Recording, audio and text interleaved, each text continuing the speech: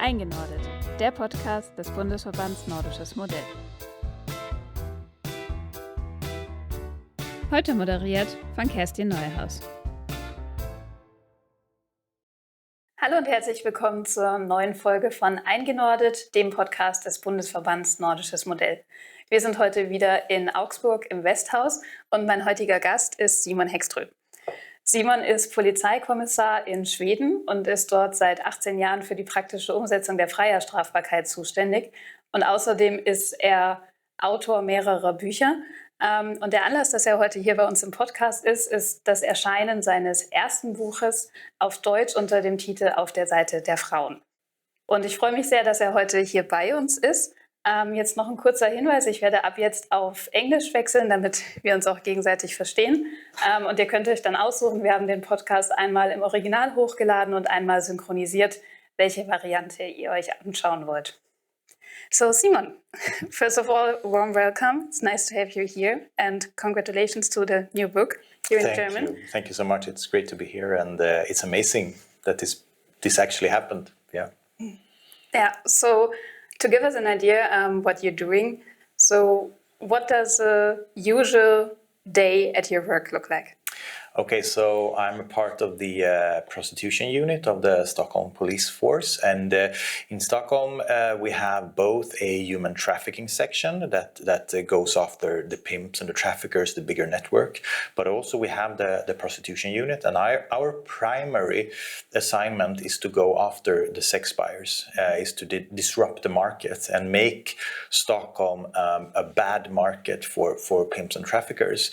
So we are mostly, our job is to be where prostitution occurs. Mm-hmm. So since we do not have brothels in Sweden because it's illegal, most of our prostitution are in hotel rooms or apartments, or it might be in the street as well.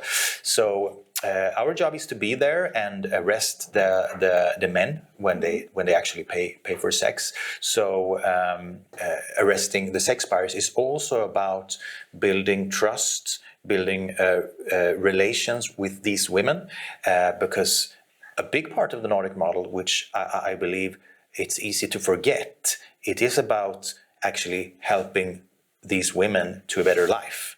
And for that, we have social workers that we work with all the time, and they are closely connected to us. Every time we go out on a raid, we always have a minimum of 2 social workers with us. Mm-hmm. And how can I imagine that? So you enter an apartment or a hotel room, and then you stand there, and the woman looks at you. So how do the women normally react when you come there, and also how is the relationship between the women in prostitution and the police in Sweden?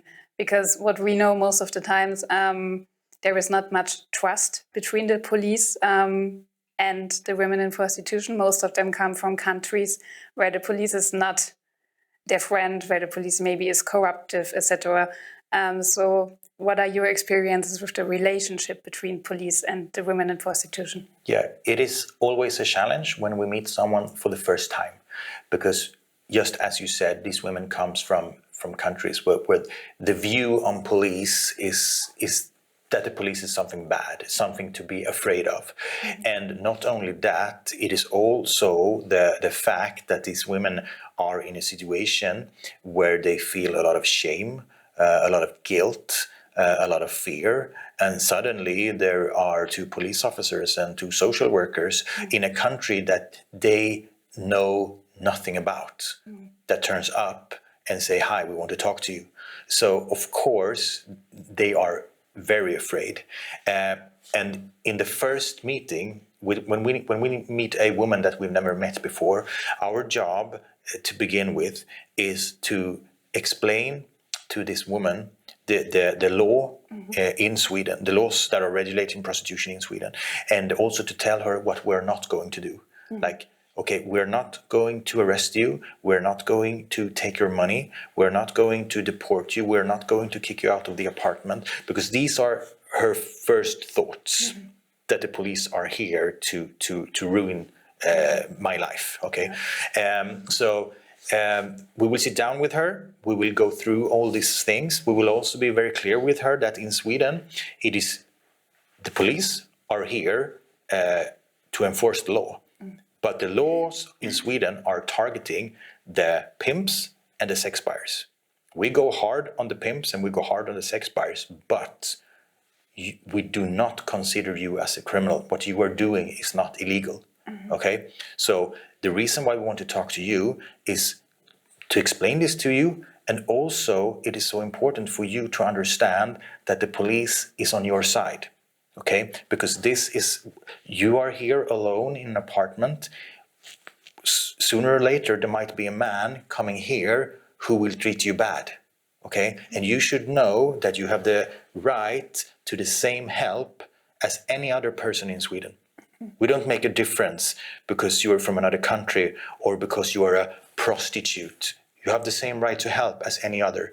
And this is something that we come to realize, that many women, they are not used to hearing that, because they come from countries where the general view of women who are selling sex is that they are something very bad. They're like the lowest of the low. So we've come to realize that these, we call them welfare checks when we come up in an apartment like this and just sit down and talk with a woman. And what is quite fascinating is when we come back the second time, because most time it's like meeting another person, because then they know, oh, it's you again. They don't feel fear, they don't feel stress, because they realize that, hey, we're just there to make sure you're okay. So we actually put a lot of our working hours in just detecting prostitution and finding women that we've never met before. That's a big part of our job. Yeah. Oh, that sounds great and very different from what's going on in Germany. So you just said main part of your job is to find women you haven't met before. And here in Germany, the biggest concern when it comes to the Nordic model, especially from social workers, is that when we would prohibit the buying of sex, that the whole prostitution would go underground and into a dark field where the women couldn't be reached anymore, couldn't be found anymore, and couldn't be helped anymore. So that's the one big concern about the Nordic model.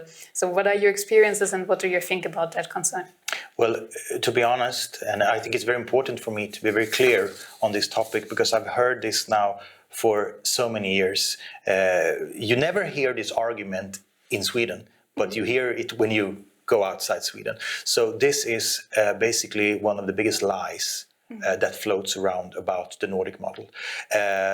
Our social workers they have so much to do. They meet several women each and every shift we're out there. So, all I need is a phone.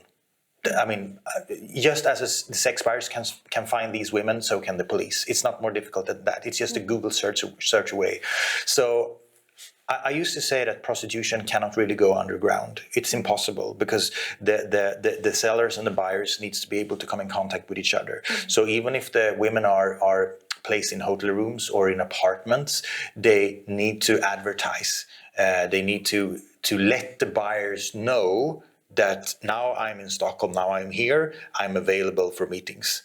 And we moderate these sites, we scan these websites each and every day, and we can see very clearly when a new woman has shown up. So this does not go into like any closed forums or dark net or whatever. It's there for anyone to find, even if the sex buyers are criminalized. Yeah. So you said that's one of the big lies about the Nordic model. Another lie is, I think, I hear over and over again, is that the police or the social workers in Sweden would take away the children of women in prostitution. So just to have it said once and for all, it's not true, right? No, and I've heard that as well. I've even attended conferences where speakers have said things like that, and it makes me very upset. And I want to be clear with the fact that just because you, for one reason or another, end up in prostitution, that does not mean you are a bad mother. Okay, so I would say it's the other way around, but the women that we meet, they are sacrificing themselves because of love to their children, to be able to send their children to school, to put food on the table for their family and things like that. That has never happened, and it will not happen. Okay. Yeah, I think it's good to have it said one time, and hopefully we never hear that lie again. I would like to have a look at Germany together with you. So you have been here a couple of times, and you have seen different red light districts in Germany. What did you think when you saw the red light areas in Germany, and what are the main differences between Sweden and Germany in your eyes? Oh, wow, I don't know where to start because there are so many differences, to be honest. But I mean, as I said, as you said, I've been visiting red light districts all over Europe, and many of them here in Germany. And it doesn't matter if I've been there before. It's as shocking for me as a police officer and also as a Swedish person. It truly is shocking because it's a totally different reality than what I am used to in Sweden. And I'm quite active on social media channels, and I used to write from time to time about the situation in Germany, taking different examples and stuff like that. And what is quite interesting is that of all my followers, most of them are Swedish, they are also shocked because people in Sweden, they actually cannot believe that that's what's going on here in Germany, for example, and also other countries. Actually is for real.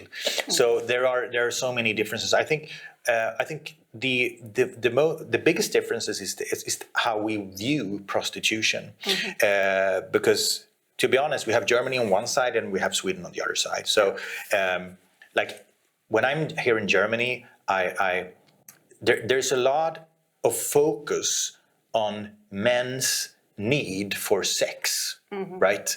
It's almost as men cannot survive if they don't get sex. And this sex should be provided to them at any cost. You know, and I think in Sweden we have a totally different view. And I want to say that this law is not anti-sex. Okay, Sweden is a very sexually liberated country. Okay, but we do believe, and that's the ground, that's the foundation of the Nordic model, that a sexual relationship should be between two persons that wants to be with each other, right?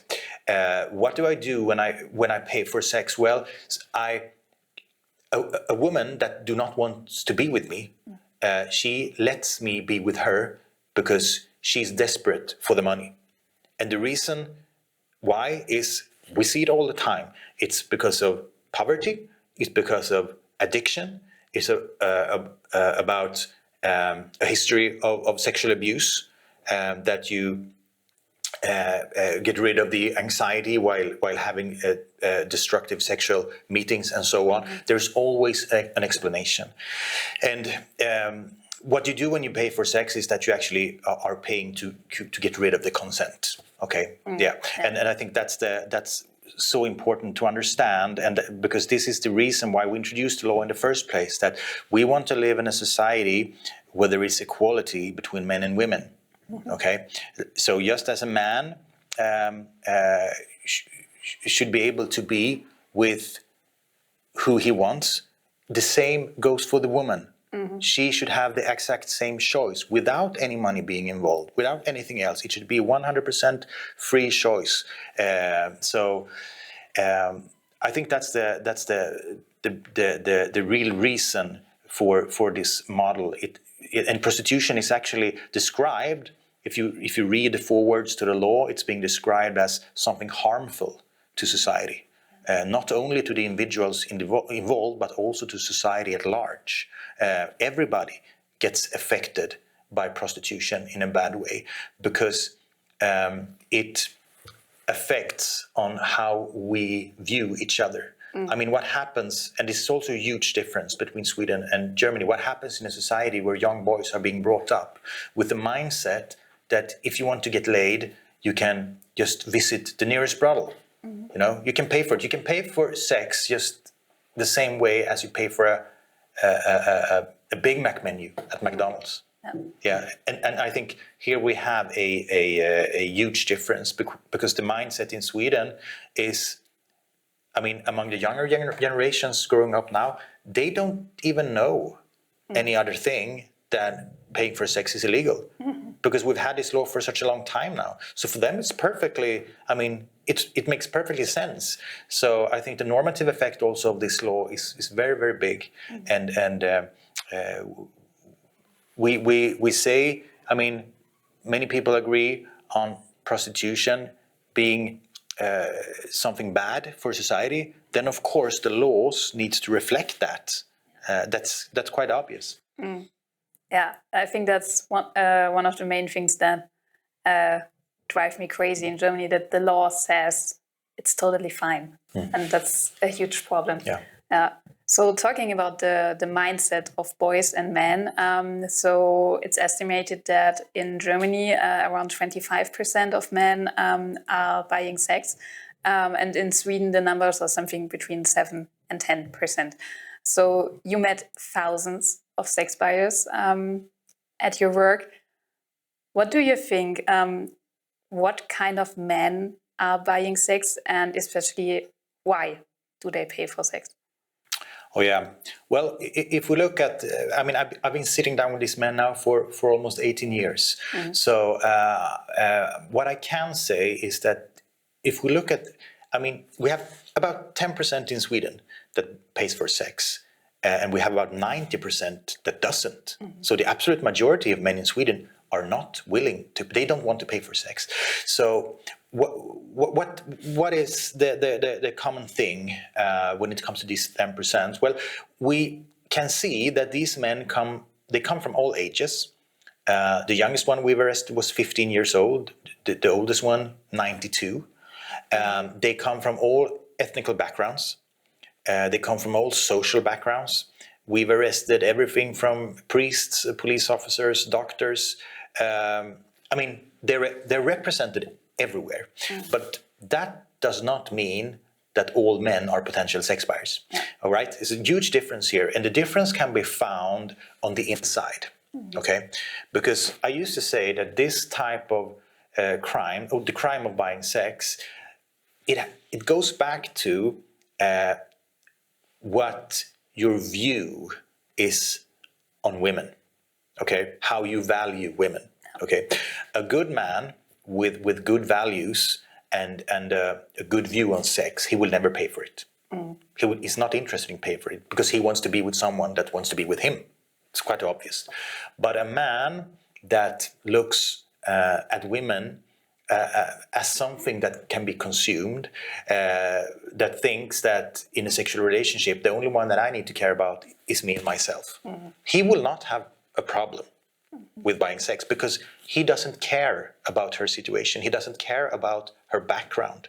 He's just in it to get his own sexual desires fulfilled.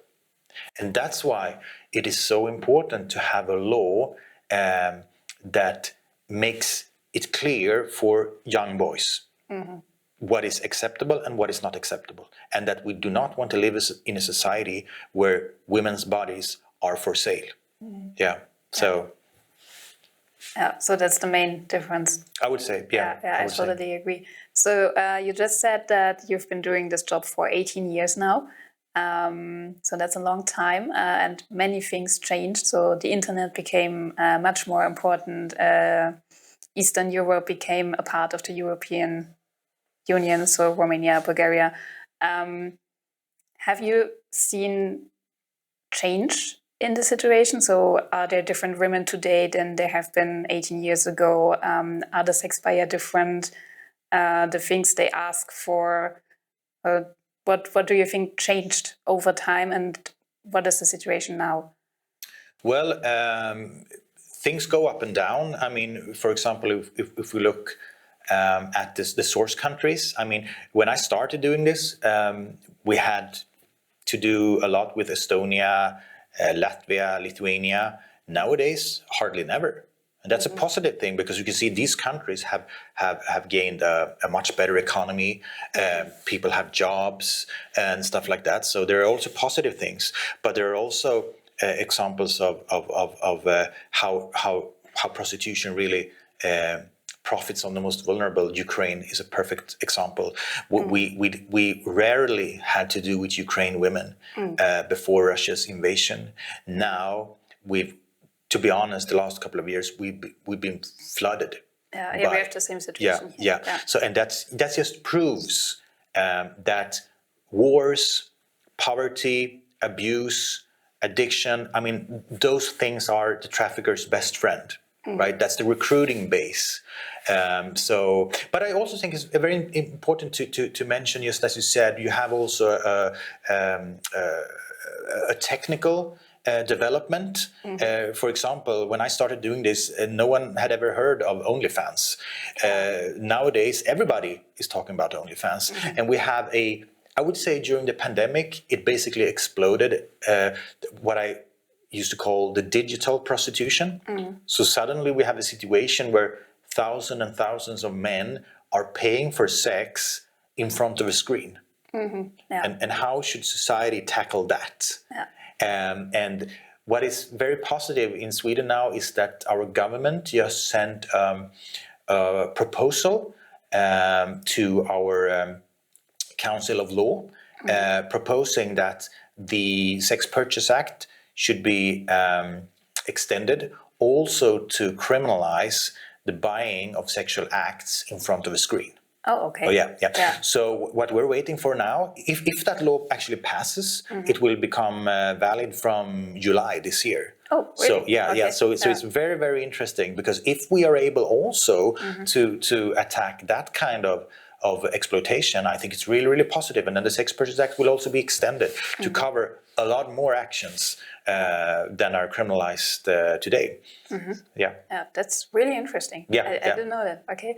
And also a couple of minutes ago, you said you just need a smartphone to find prostitution in Stockholm. So I think also your ways of working changed with the internet becoming more important. So do you have ways of working today which are maybe more effective than they have been a couple of years ago? Definitely. I would say we're a lot more effective nowadays. So the first couple of years, I would say, me and my colleagues arrested maybe around 100, 150, a real good year, 200 cases against sex buyers. So last year, we sent on over 500 cases to the prosecutor's office, targeting sex buyers. So yeah, definitely we're more. The longer time you do something, the better you get at it. So definitely, we also received some new tools that we started working with. I mean, thanks to the technical development. So yeah, that sounds like altogether the Nordic model worked really well. When I compared to Germany and what's going on here, how little cases we have when it comes to bringing human trafficking to the court. So yeah, that sounds very encouraging. You know that we try to adopt the Nordic model in Germany. The situation at the moment is that we just got a new government. And also the evaluation of our actual law is going to be published this year. So everything goes in the direction of change. And maybe we are getting closer to the Nordic model. So if you would meet a German MP and he or her would ask you about your opinion on the German prostitution law and what they should do, what would you tell him or her? Yeah, first I just want to say another thing. The first time I was in Germany speaking on this topic was in 2009. So I'd only been working with this for like a year or so. And I remember it was a seminar arranged by the Swedish embassy in Berlin. And the venue, there were bomb threats against the venue. We had to have police protection. And of the about 20, 25 people that actually showed up, I mean, almost all of them were Swedes living in Berlin. I mean, the interest in this topic was close to zero. No one really cared. So today, when I visit Germany, I mean, you have gathered so many organizations that are in support of the Nordic model. The interest is just becoming bigger and bigger and bigger. Even this book is translated. I would never have dreamt about that just a couple of years ago. So, I mean, even if, for me, seeing this from the outside, I can see that you're taking huge steps in the right direction, right? But to answer your questions, I would say that to politicians, not only to politicians, actually to everybody that really wants to know about the Nordic model, is to go to the core of the Nordic model, which means us that actually works with it. Okay, not to listen on all those so-called experts that are representing everything from shady organizations to even respected human rights organizations, but are actively spreading lies, rumors and myths about the Nordic model. Unfortunately, we have respected organizations that have no clue on how we're working and what this law stands for. So I would encourage, especially politicians, to come over to Sweden. We've had several delegations throughout the years from different countries that have come to us and so they, with their own eyes, can see what we are doing, and also to meet not only with us within the police, but to meet the social workers. We have a section in Stockholm called the Section Against Prostitution and Human Trafficking within the Social Services Department. Come and meet their fellow politicians, the ones that actually are responsible for this law in the first place. I mean, that is so important to actually go to the core of this and talk to us that actually enforces this law. Because if you only tend to listen about so-called experts that, I mean, the knowledge that they have, they've Googled it. I mean, you're not an expert, right? But what I've seen throughout the years is that we have so many people having opinion about the Nordic model, but it never, ever followed us in a police car and see how we actually do our work. So I think that would be the most important thing for politicians here in Germany, to get their facts straight from the source. Yeah, definitely. I was in Sweden 2 years ago, and yeah, I'm in favor of the Nordic model for many years already. But when I went to Stockholm, talked to social workers, it was mind-blowing to see how it's working, what the social workers do, how the system works. So yeah, I definitely agree on that. I will tell all the politicians I meet to go and visit you. So I only have one question left. It's a little bit of a bet, and we ask every guest we have here the same question, and then hopefully in a couple of years ago we will see who was closest to the truth. So my question is, what do you think, when will the Nordic model be adopted in Germany? Wow. If you would have asked me 10 years ago, I would have said never. If you ask me today, I would say within 5 years. 5 years, oh, that's a long... that's a long time, but I don't want it. I mean, within 5 years, I'm quite sure that it has been introduced. I want to believe that. But hopefully sooner, of course. I really hope you're wrong, but sooner. But I want to give it. It's a really difficult question, because I'm not really into the how the discussions are going. I know more and more support is coming from politicians, but just to have, I hope for 2 years, but I say a maximum of 5 years. So thank you very much for coming here and for joining us in our podcast. Und damit möchte ich mich dann auch von euch, liebe Zuschauerinnen und Zuhörerinnen, verabschieden. Das war unsere neueste Folge. Wir verlinken euch natürlich den Link zum Buch in den Shownotes und noch kleine Notiz am Rande. Genau, kannst du es auch gerne mal hochhalten. Wie immer machen wir diesen Podcast ehrenamtlich und freuen uns über eure Unterstützung und euer Feedback.